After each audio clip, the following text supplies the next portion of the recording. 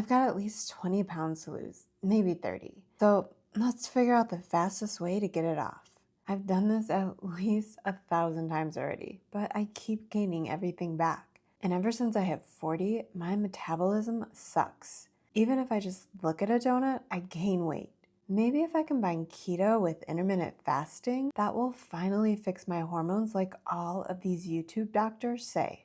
If you're a woman over 40 who's been trying to lose the same 10 or 20 pounds for months, or maybe even years, this video will change everything. After losing 50 pounds over 40 and finally figuring out how to keep it off, I learned the biggest fat loss obstacle isn't your metabolism, your hormones, or your busy schedule. It's 3 habits that seem like what you should be doing to lose weight, but are actually sabotaging your success. I've personally struggled through every one at some point.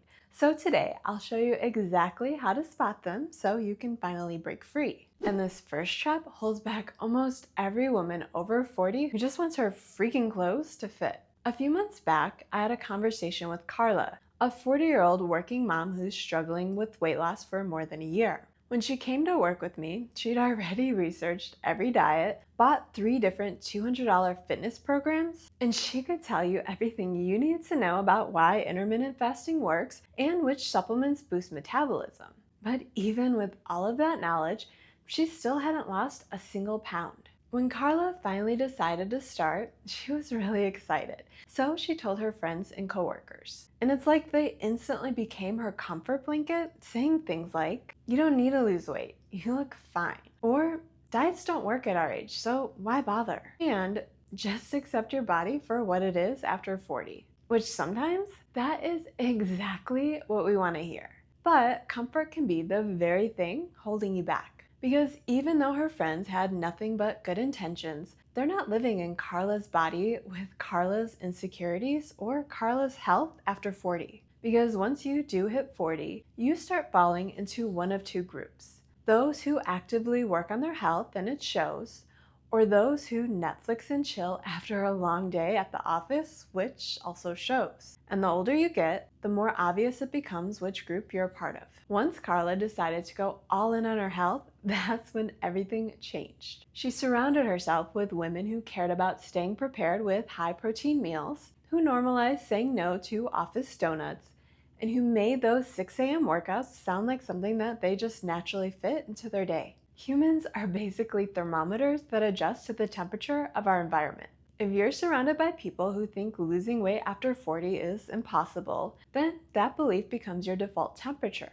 But when you put yourself in the room with women who actively work at maintaining their health, who talk about feeling strong and energetic, and those who've made peace with their changing bodies, but still prioritize taking care of them, suddenly those impossible things start feeling normal. Your baseline temperature rises without you even having to push. 6 months after our initial consultation, Carla was already down 22 pounds and slipping into her favorite jeans. So if you're still struggling with your weight, then ask, are the people around you just validating that you stay stuck exactly where you are? Or are you purposely putting yourself in the room with more women that will help you grow? Or in this case, shrink. Here's something you can do to change this right now. Unfollow social media accounts that normalize giving up. Like the other day, I was scrolling and I came across an obese woman showing what she eats every day as a fat girl. And those are her words, not mine. And this video showed her ultimately eating close to 3,000 calories in one day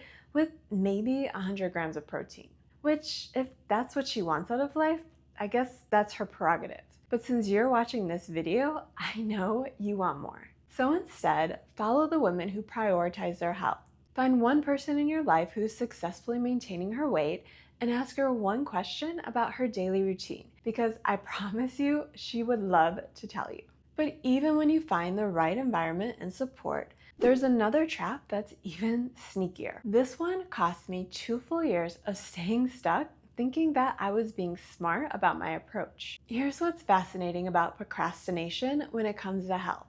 It's not about being lazy. I know some highly ambitious women over 40 who are still stuck in the "I'll just start Monday" trap. If this is you, then you have the vision of your healthier self and you think about it constantly. You research, you plan, and you can see it so clearly in your mind. but you never really get started.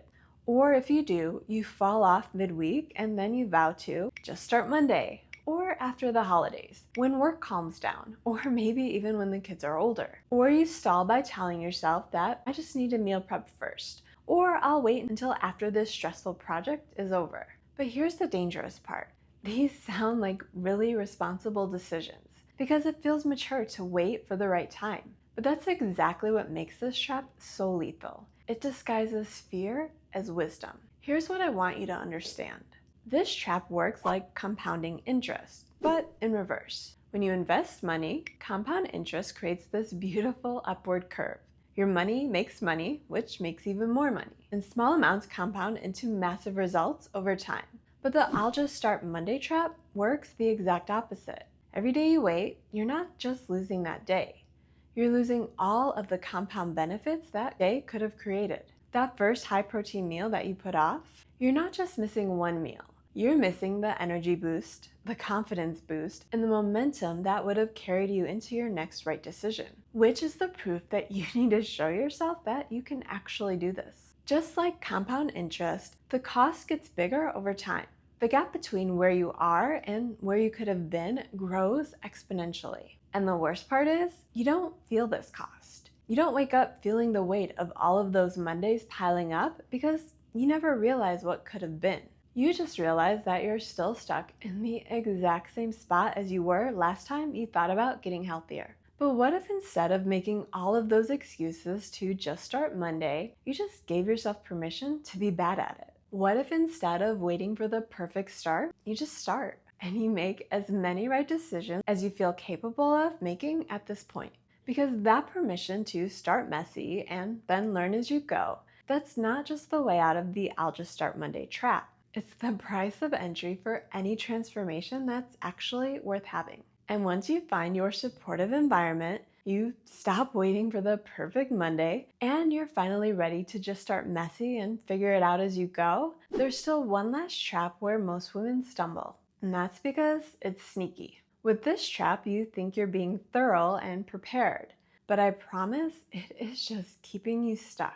If you've ever scrolled any social media site looking for fat loss tips, you probably left feeling anxious and overwhelmed because weight loss after 40 is freaking complicated. Except it's really not. Because all that's necessary to lose fat is you need to burn more calories than you eat. Point, set, match, and that is it. Sure, there are tools that make this easier, like eating more protein, building more muscle, and moving more throughout the day. But even if you just chose to lie in bed all day eating McDonald's, as long as you eat less calories than you burn while lying in bed eating McDonald's, you will lose fat. You'll also lose a ton of muscle, but that's a topic for another video.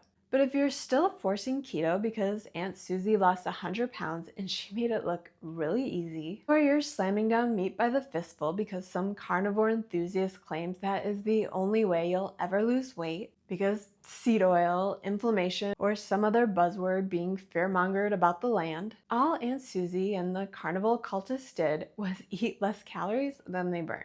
Mostly because no one overeats meat. Because how much meat can you really overeat if meat were the only thing that you could eat? If you ever want this fat loss thing to work, you have to quit overcomplicating it. Once I began focusing on the only metrics that actually matter, calories in versus calories out, and then I sprinkled in some things to make it easier, like eating more protein, more whole foods, and strength training to build my metabolism, fat loss was no longer some big mystery that I just couldn't crack. I was either in a calorie deficit and losing weight, or I wasn't. And the only way to know for sure was to track my calories and weekly weight average to see if my deficit was actually working. When you stop complicating fat loss and just do the basics that work for everyone, that's when you'll finally quit sabotaging all of your hard work. Of course, you won't have to work quite so hard when you also figure out how to eat more calories while still losing weight. I explain exactly how to do that in this video. So watch this one next to learn what it actually takes for successful fat loss after 40.